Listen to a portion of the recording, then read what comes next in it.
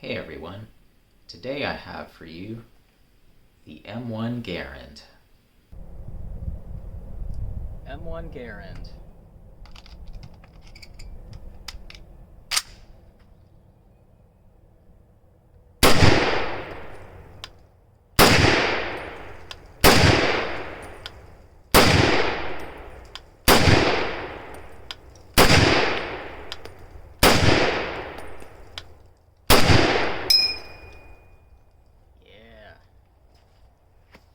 Alright, you all know what an M1 Garand is, so I'm not going to try to tell you everything about it.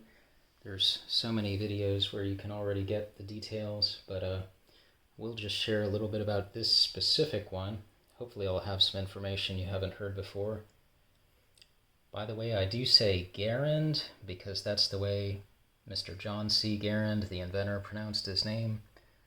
I'm aware some people may consider Garand to be the man's name and Garand the rifle's name. Call it what you want. If we can't agree on that, hopefully we can agree on U.S. rifle, caliber 30 M1, because that is the rifle's name. This one with a serial number of 947,000 puts it as produced in November of 1942. Part of the magic of these rifles is, where has it been? Who held it? It could have been in Normandy, storming the beaches on D-Day, probably in the hands of someone like my grandfather, who served in World War II. It's awesome to think about that bond that rifles like this let us share with our forefathers. The gas cylinder you see here is a new old stock one. The original caused some short cycling. It had a bare metal finish, maybe kind of like this. You could see the bare stainless steel. This one, the coating's still good. And the coating would wear off of these gas cylinders because, well, the gas cylinder's made of stainless steel, which can't be Parkerized, and it was difficult to get coatings to stick to it, especially in those days. So an interesting detail about the receiver here is you see that there's a darker gray color on the heel of the receiver here. And what this is a lead-dipped receiver. So M1 receivers were case hardened, and case hardening is a process where the outside surfaces are made very hard to resist wear. But if the part's hard completely through, it would be brittle and tend to break or crack.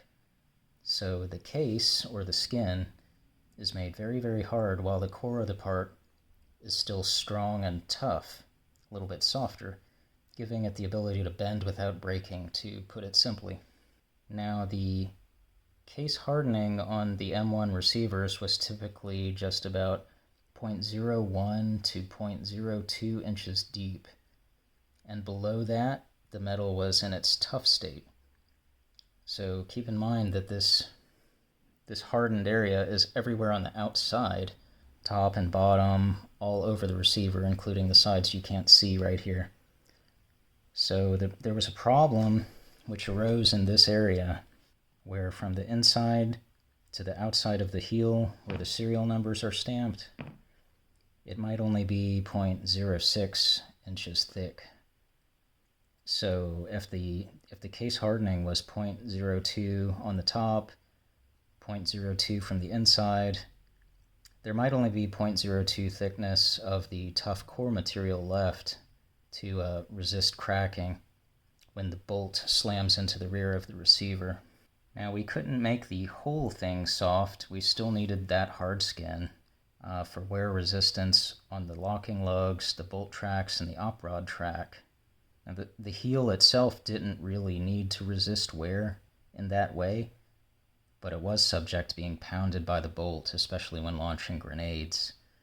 So dipping the heel here in molten lead heated just this portion of the receiver, and it had the effect of changing the heat tempering, annealing it just in the heel to make it more tough like the core, and that allowed it to resist the pounding of the bolt with each shot.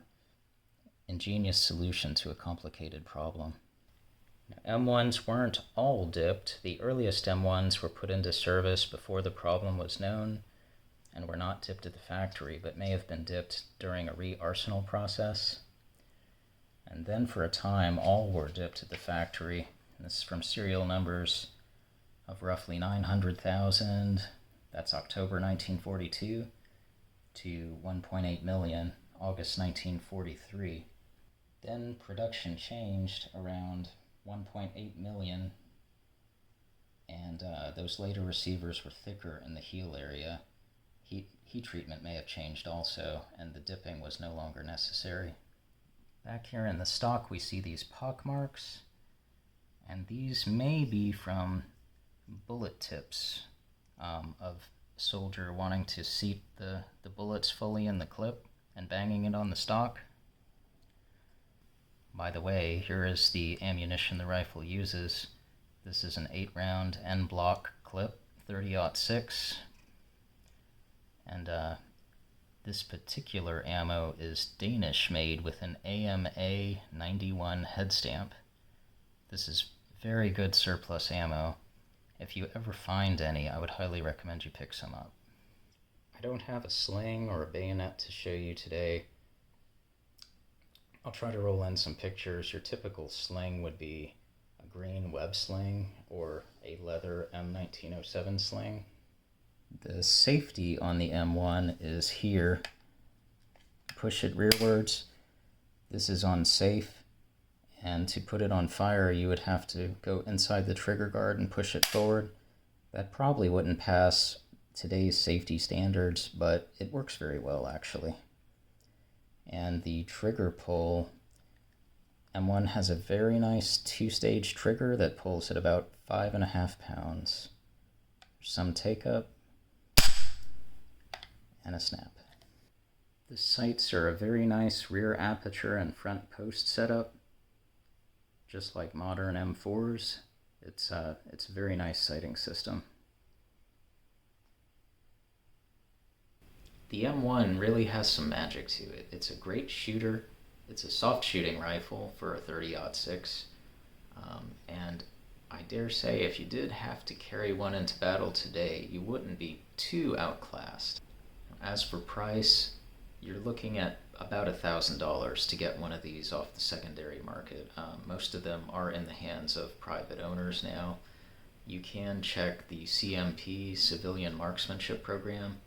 You may be able to get one a little cheaper than that, but supplies are running very short now over there.